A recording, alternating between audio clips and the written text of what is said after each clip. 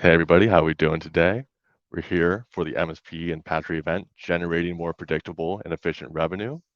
Of course, today's event is brought to you by the team here over at Modern Sales Pros.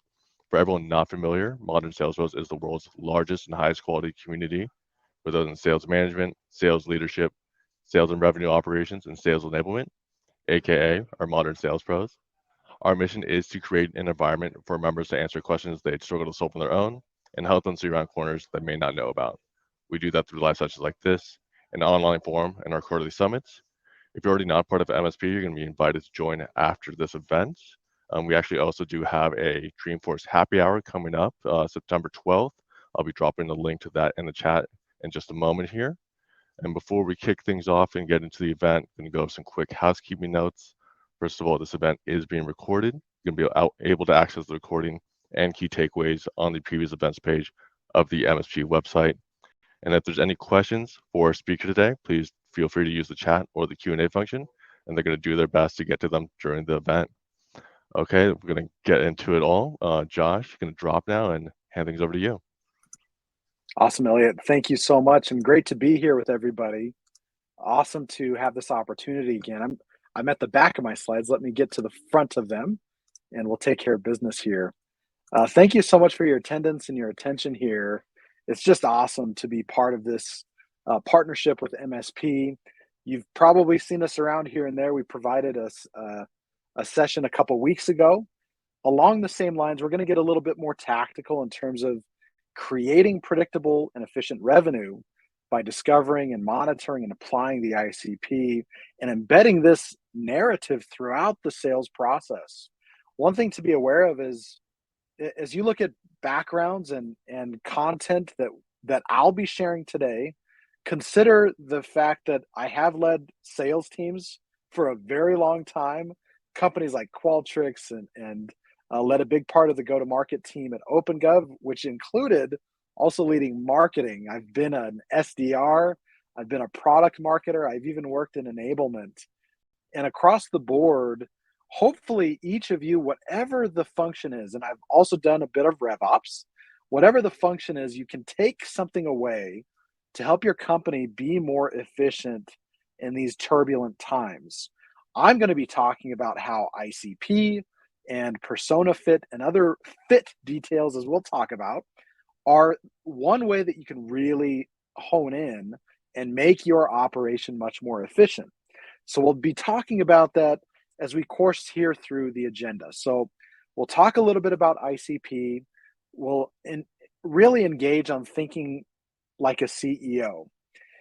We'll also address something called the ICP maturity curve, talk about how we apply this data set to pipeline, where else it can be found within GTM and even non-GTM functions, and then talk about what we do as a company briefly to kind of wrap it up. So when you're looking at your own business, I'd like you to consider the difficulties that you might be having.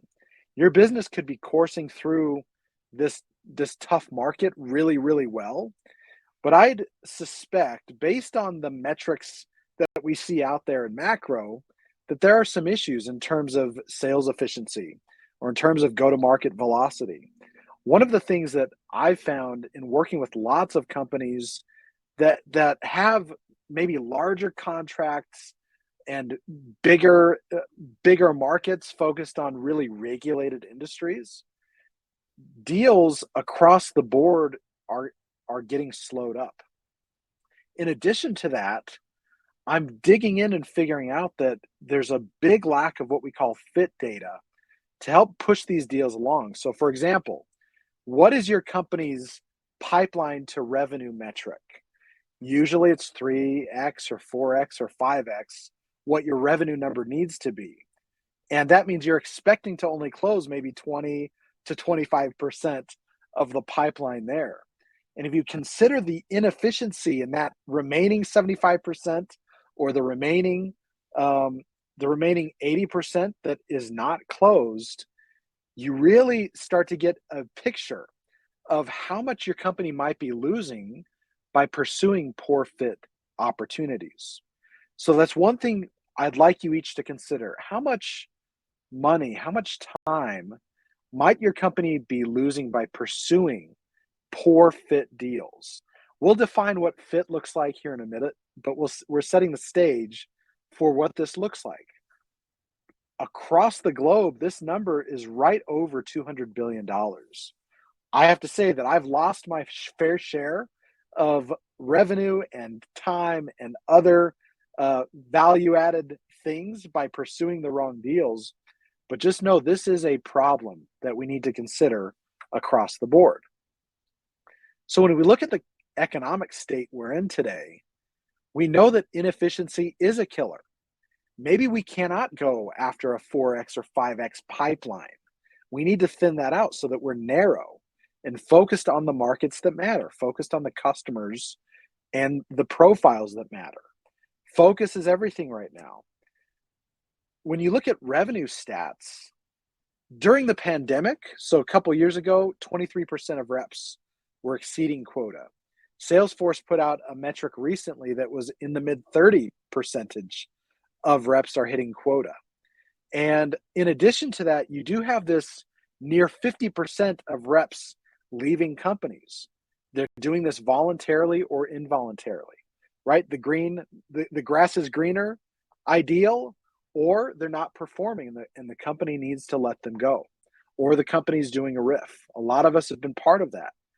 This is such a pervasive thing right now, simply because if you look specifically at sales, this is 13% of all US jobs have a sales role or sales function. And when you look at that and then add that to the problems that are happening in the market today, understanding that the average SaaS sales rep's tenure is 2.5 years, there's some things we can do to ensure higher attrition, better efficiency, but potentially larger and longer tenure within the company. So let's get back to this data set that is ICP.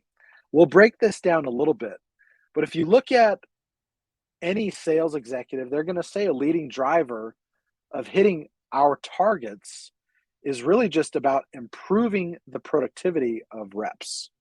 When I was a sales leader, and I lead sales at my current company too, by the way, as the CRO, it's really about making sure that every minute is optimized. Every dollar is optimized from the sales front. And when you look at a stat like this 39%, you realize that, wow, we are not spending enough time in selling motions. There's a lot of administrivia going on, and we're not really focused on the things that matter.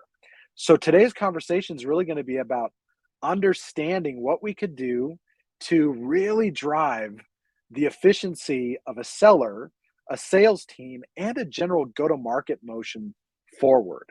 I'm going to be popping in and out of this screen as I check out the Q&A. What I would ask is twofold. One, I'd love to hear where you're broadcasting from. I'm jumping in from Utah, about an hour south of Salt Lake City. Anybody from Utah, I'd love to hear from you. And then second, as we course through this presentation, I'd love to see any questions you have about some of the tactics we're going to be talking about today. I'll try to answer those through the course of the session. And this asset, the deck, will be available as you jump into the content that's sent out by MSP. Okay, so we have someone from Layton, Utah showing up. That's great. Great to see you. Now, when we talk about ICP specifically, I'd like you to answer these questions introspectively. How confident are you that the majority of your seller's time or your time is spent on high probability opportunities? If I'm thinking through that myself, the fortunate thing is we are leveraging our own methodologies and products, so that's higher. But in traditional sales roles, I'd have to say that maybe a third of my time. And again, that fraction aligns to the pipeline to revenue metric that we talked about before. So think back on the past quarter or the past month. How many deals did the team pursue that you wish they hadn't? How many deals did you pursue? If you're a direct seller, that you wish you hadn't touched? How much time did you waste by getting deep into an opportunity that just fizzled? Budget disappeared. The buyer or the potential buyer disappeared and went to another company. How confident are you in your ideal customer profile or buyer persona? How do you know and how do you understand what those really are? And then finally, what decisions does your focus areas influence there in the business? And do you really stick with the ICP, or are you kind of in the Wild West motion like a lot of companies are?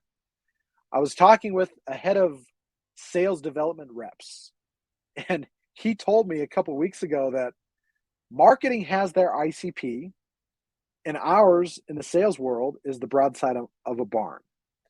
Effectively, hey, we're so differentiated between what our team in marketing is projecting as our ICP and what we're actually doing. There's just this separation of duties, if you will, and understanding of where we should be targeting.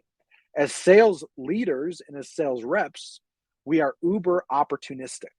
We care about having some confidence and going out and selling our stuff to anybody. That's the reality. But there has to be some discipline as we really engage what ICP is and why it matters to the sales motion. And also really understanding how we can unify the company, unify and open up the go-to-market motion so that everybody's on the same page. That's what this conversation is really going to be about. So tactical takeaways, you're going to learn a little bit more about how to optimize around this thought of fit. What is my ICP? How can I figure that out? How can I apply this data set to my existing operation, be it sales, be it marketing, be it something else? And then finally, how can I really permeate this throughout my company? It starts really with thinking like an executive. One thing that I've been tasked with here is just the law of constraints. I can only be so many places at once. And for me, it's really about applying this thought process to the opportunities I'm pursuing, the business opportunities, the potential customers. So you've got this macro with, in general, who will buy, what type of company, what type of persona. Those are firmographic and demographic details.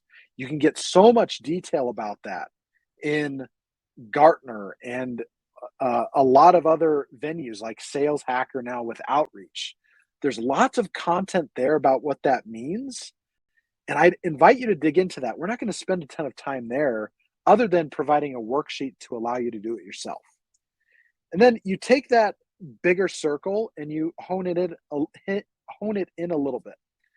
Who then will purchase smoothly and on time from within that broader market?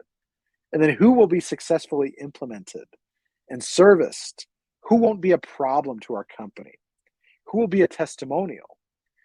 As you get to really the gold of this market approach, thinking like an executive and allowing you to jump in and really understand who my next reference customers are is really what will get you moving forward.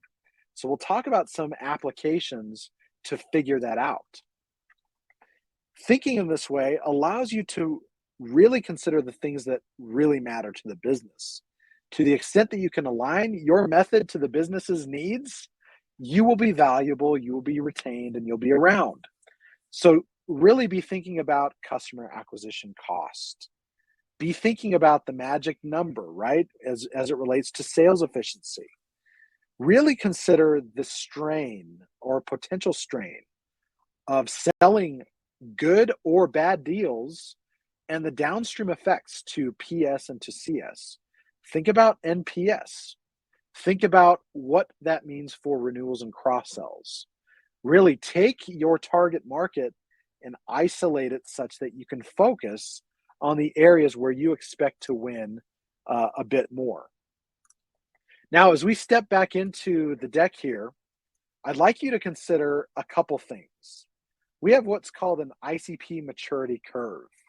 It's really about first understanding what the ICP is, the ideal customer profile for your company, starting to apply it, and then having it as an active data set for monitoring, for tactical expansion.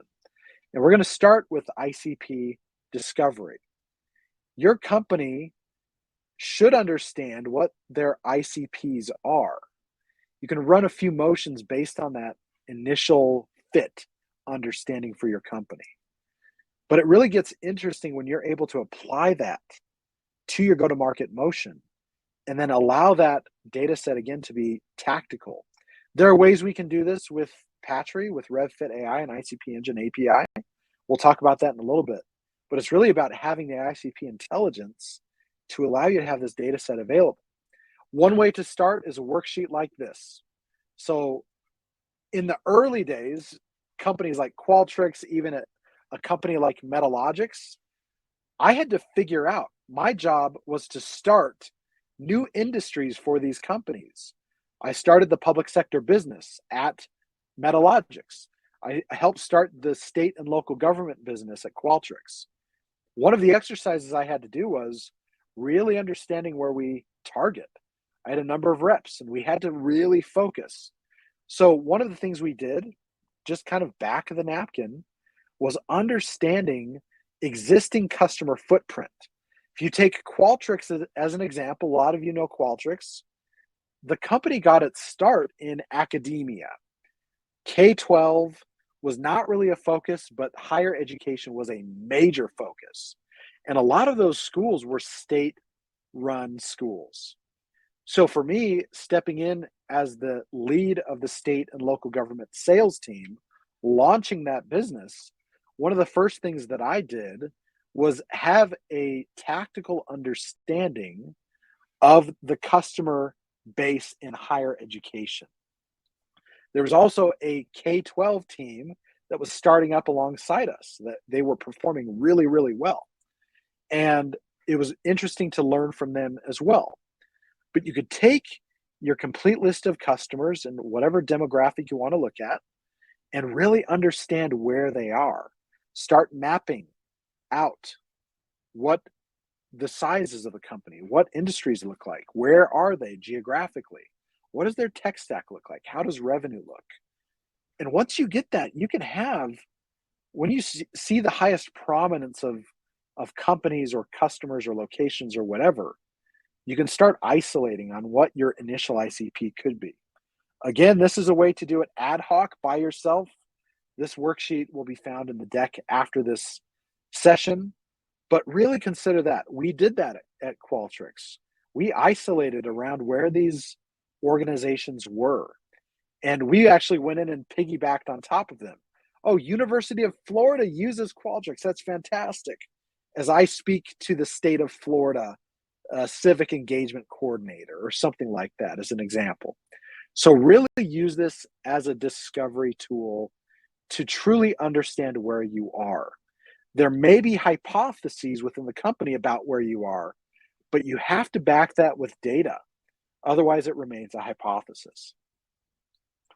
One thing we could do, we'll talk about in a little bit, is automatically discover what the ICP components are. Exactly where they are from an industry standpoint, even getting as granular to the close date or the type of customer or type of competitors. When you take this data set, remember, if we look at the ICP maturity curve, it's first about discovering the ICP. Second, it's really about applying the ICP. How do we get it into our go-to-market motions? How do we open that up so that the company understands what we're doing and is aligned in this work of focusing the market, right? Closing in on those future reference customers for your company. You can apply this data set as a score to active opportunities. All the ICP conversation you ever hear these days is about lead scoring or account scoring.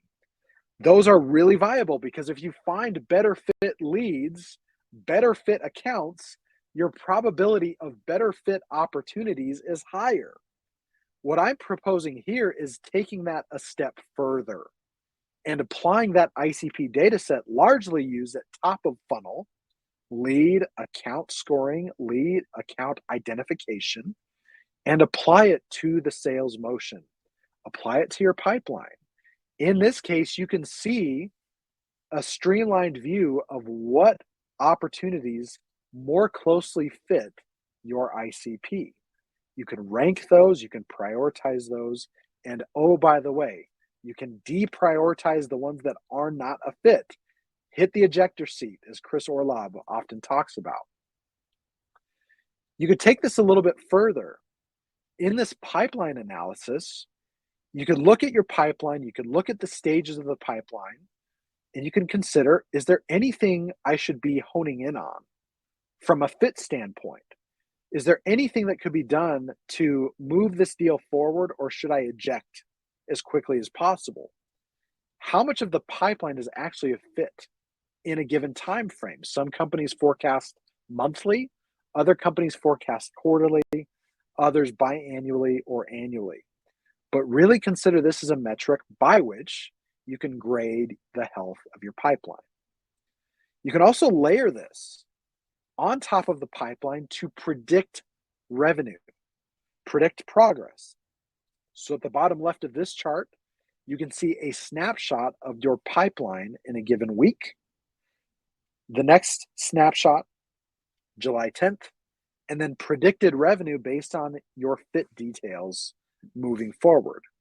Again, you can apply this ad hoc using those spreadsheets and really understanding where you're at. And then as you do pipeline reviews, you can add a score to your pipeline based on ICP fit or whatever fit metric you designate. But again, if you only use ICP and this concept of fit in the top of funnel for leads and for accounts, you're missing out on the benefit for pipeline. You can also take a look at managing your team and aligning incentives to ICP fit.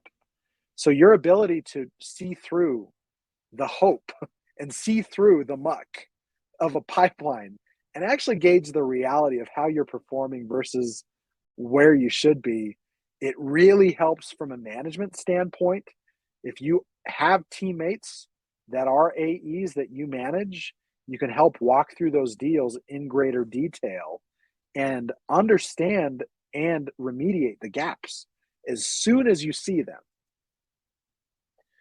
Now let's consider application in a couple more areas. A lot of this conversation is about sales. This is modern sales pros. So we're going to focus on modern sales pros. Those are the tactics that we're providing. But these are things that marketing and product and CS can also apply. Marketing can see and have visibility to ICP fit based on the metrics you see in the pipeline. This can also be applied to MQLs. This can be applied to accounts. But this also helps balance the view of ICP that may be generated. If any of your companies have done it, it's usually done through some sort of market study. This is our ICP within our total addressable market, and we've got the TAM, the SAM, and the SOM. And within that, we've got this ideal customer profile. And then within that, the buyer persona that we're looking to target. So this can be a data set that also helps inform marketing's exercises on the ICP front. And again, it's about aligning and opening up go-to-market in this way of understanding fit. Consider this for PS. You can identify risks from customers outside the ICP that will take more work to implement, more money to implement. You can also better align resources around those customers that have been sold that are kind of out of the way. Based on those reflection questions, I'd like you to be considering, man, do I have any clients like this right now? Do I have any potential clients like this in my pipeline that could be a resource suck to my PS team? So we can identify the risks early of having someone in our pipelines and as a potential future customer that is within the ICP or without the ICP. And then finally, Applying this to CS and renewals, you can identify churn risk. Again, we're talking about taking this concept of ICP and permeating it through active new business pipeline and active renewal pipeline.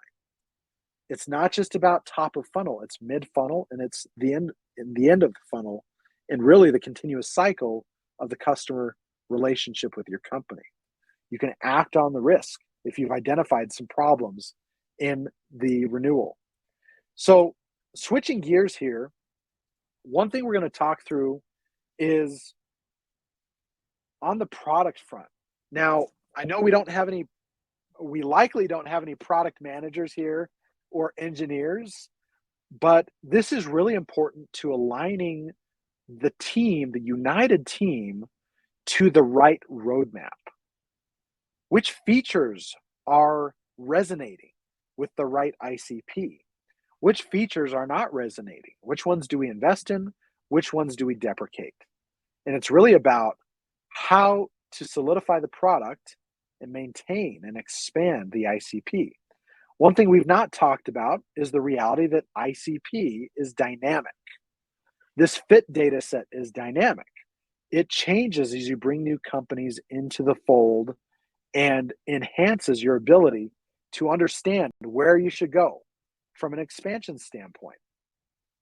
So now finally, we've talked about discovery. We've talked about application. It's really now about monitoring and expanding the use of fit data within your company. It's really about understanding where you're at in the moment, but it's mostly about informing where you go moving forward. So consider a few things. When you're moving your company through this go-to-market motion, it's vital that you understand that the ICP can move along with you. You are not bound to this persona. You are not bound to this market. You let the market inform the data set and allow you to have visibility into where you're going.